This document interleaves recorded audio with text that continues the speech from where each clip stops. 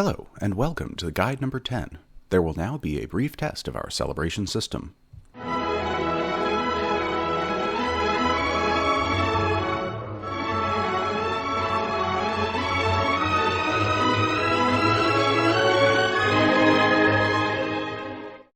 Had this been a celebration of a meaningful milestone, the fireworks you just saw would have been precisely the same.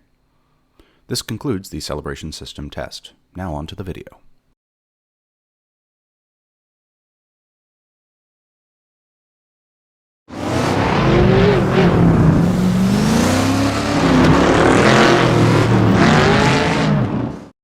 The most iconic and well-remembered sports prototype to be born of the mind of one Mr. Eric Broadley, MBE, the Lola T70 built on his experiences designing and constructing a series of racing chassis that started with modified Austin 7s and culminated, prior to the design of the T70, with the Mark 6 GT prototype and a subsequent contract to work on designing the Ford GT40, which drew heavily on design innovations pioneered in the Mark 6, including a monocoque chassis, a camtail, and the unique door design that greatly improved cockpit access for quick driver changes.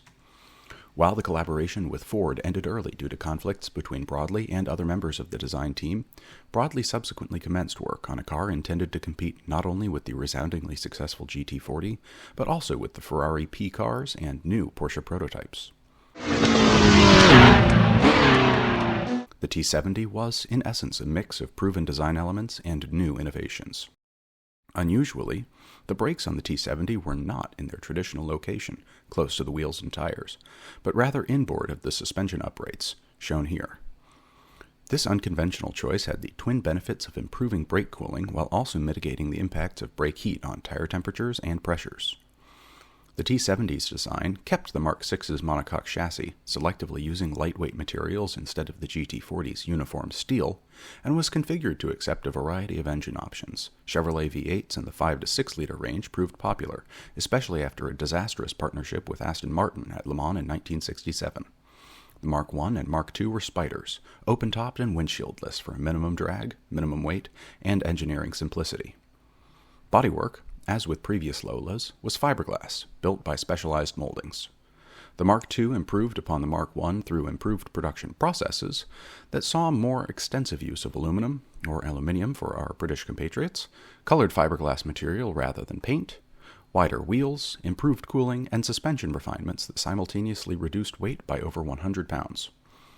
The Hewland 4-speed gearbox was advanced as well, with lightweight magnesium construction, an integrated oil pump, and 14 quick swap gear sets that could be changed in around 30 minutes.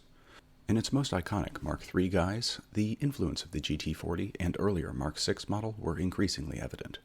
Now sporting a stylish coupe body to comply with Group 4 regulations, the T70 dropped the camtail of the Mark VI and most GT40 designs for a leveled rear deck and engine cover. Unlike the GT40J car, which had a similar bread van rear, the T70's deck avoided a completely flat rear design, instead ending in a small lip spoiler that prevented the phenomenon of high-speed lift, which cost Ken Miles his life while driving the GT40. This spoiler brought much higher drag, nearly 50% more than the camtail GT40s, but downforce tripled, one of a suite of aerodynamic improvements for the Mark III informed by wind tunnel experimentation and testing overseen by one Mr. Tony Southgate, whose other designs definitely never amounted to much.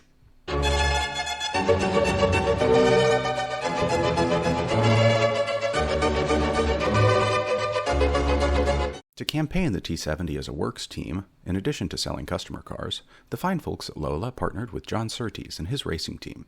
Surtees brought extensive experience across a variety of motorsport disciplines, and remains the only individual to have won both motorcycle and automotive racing world championships, and proved instrumental in design iterations that unlocked the full potential of the car.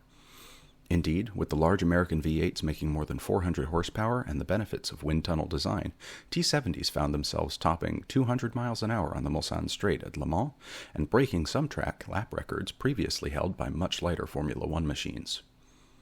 In 1969, its final year of effective international competition, further improvements created the Mark III-B, which finally achieved the goal of a complete aluminum monocoque and added bigger brakes, an improved 5-speed gearbox, twin headlamps per side, double the illumination value, and fuel injection for the 5-liter Chevy V8 that brought power up to around 450.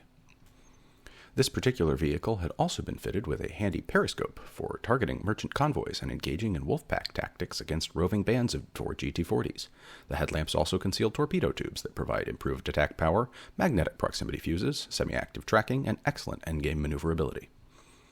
In spite of all this, however, the competition history of the T70 was less than spectacular. Moderate success in international competition came in the later 60s, highlighted by an outright 1-2 at the 1969 24 Hours of Daytona, but the majority of the car's victories came in the 1966 Can-Am season, before 1967 saw McLaren take over dominance of the series.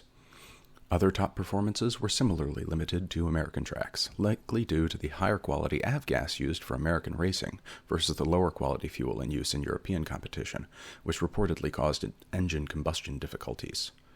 Decreases in required homologation volumes in 1969 made the newly introduced Porsche 917 and Ferrari 512 eligible for competition, sending the T70 into effective obsolescence by 1970. Nevertheless, over 100 T70s were sold in total, and its influence on future designs was far greater than its standings in the race results would suggest. Aluminum monocoques with fiberglass bodies would remain one of the key building blocks for successful race vehicles until the appearance of carbon composite tubs. Aerodynamic-driven design certainly hasn't gone anywhere, and the philosophy of building chassis to accept a variety of engine designs has proliferated throughout the tiers of prototype competition. The T70 also remains popular in historic competition, with frequent entries from original vehicles, as well as various high-quality replicas. As for this week's call to action not featuring the 3 sacred words of YouTube, like, comment, subscribe. As the weather warms up across much of the northern hemisphere and outdoor activities become more enjoyable, remember that with increased activity comes increased water loss for your body. Keep hydration front of mind and consider carrying a reusable water bottle with you when you venture out of doors. But you may cry, with rolling eyes and gnashing elbows, "I don't like drinking water. It doesn't taste like anything." To which I have but 2 responses. 1. Power through it. It's not that difficult to learn to like water. Alternately, put a few slices of citrus or other fruit in it and work your way from there. Again, not that difficult. Anyway, have a good evening, everyone.